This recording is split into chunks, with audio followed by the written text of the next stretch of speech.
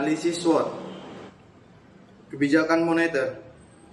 Kelemahan kebijakan moneter ada dibagi tiga. Yang pertama ada lag time.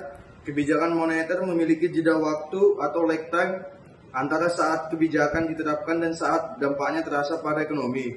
Yang kedua, efek samping. Kebijakan moneter dapat memiliki efek samping yang tidak diinginkan seperti peningkatan pengangguran atau penurunan nilai tukar. Yang ketiga, ketidakpastian. Efektivitas kebijakan moneter dapat dipengaruhi oleh berbagai faktor yang tidak dapat diprediksi seperti ekspektasi pasar dan kondisi ekonomi global. Dan ada pula kekuatan kebijakan moneter. Yang pertama, mampu mengendalikan inflasi. Kebijakan moneter merupakan instrumen utama untuk mencapai stabilitas harga dan menjaga nilai mata uang. Yang kedua, meningkatkan pertumbuhan ekonomi. Kebijakan moneter yang ekspansif dapat mendorong pertumbuhan ekonomi dengan meningkatkan likuiditas dan menurunkan suku bunga pinjaman. Dan yang ketiga, menjaga stabilitas sistem keuangan. Kebijakan moneter dapat membantu menjaga stabilitas sistem keuangan dengan mencegah terjadinya gelombang aset dan krisis keuangan.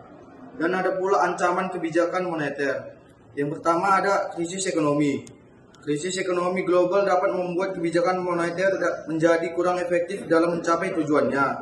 Dan yang kedua, gejolak pasar keuangan. Gejolak pasar keuangan dapat membuat kebijakan moneter menjadi lebih sulit untuk dilaksanakan.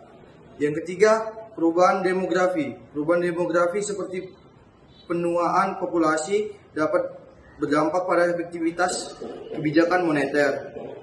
Dan ada pula peluang kebijakan moneter. Yang pertama ada kemajuan teknologi. Kemajuan teknologi dapat membantu bank sentral dalam merumuskan dan melaksanakan kebijakan moneter yang lebih efektif.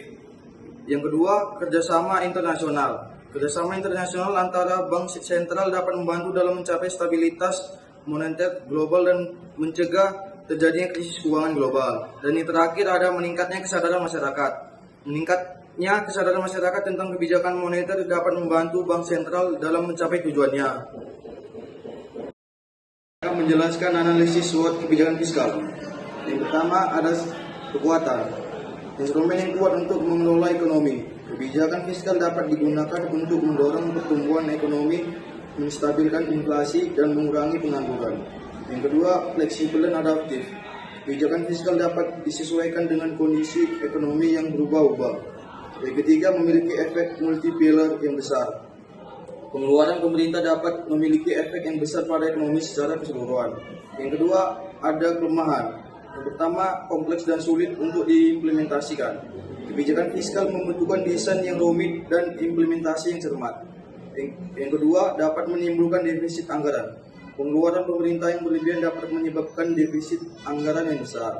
Yang ketiga, dapat tidak adil. Kebijakan fiskal dapat dampak pendapat tidak merata pada kelompok masyarakat yang berbeda. Adapun peluang. Yang pertama, kemajuan teknologi. Teknologi baru dapat membantu pemerintah untuk merancang dan mengimplementasikan kebijakan fiskal yang lebih efektif. Yang kedua, globalisasi. Globalisasi dapat membuka peluang baru untuk meningkatkan pendapatan pemerintah dan meningkatkan efisiensi belanja pemerintah. Yang ketiga, meningkatnya kesadaran akan pentingnya keberlanjutan. Pemerintah dapat menggunakan kebijakan fiskal untuk mempromosikan pembangunan yang berkelanjutan. Yang terakhir, ada ancaman. Yang pertama, ketidakpastian ekonomi. Ketidakpastian ekonomi global dapat membuat implementasi kebijakan fiskal menjadi lebih sulit. Yang kedua, perubahan demografi. Penuaan populasi dan urbanisasi dapat membebani anggaran pemerintah. Dan yang ketiga, perubahan iklim. Perubahan iklim dapat menimbulkan biaya yang signifikan bagi pemerintah. Terima kasih.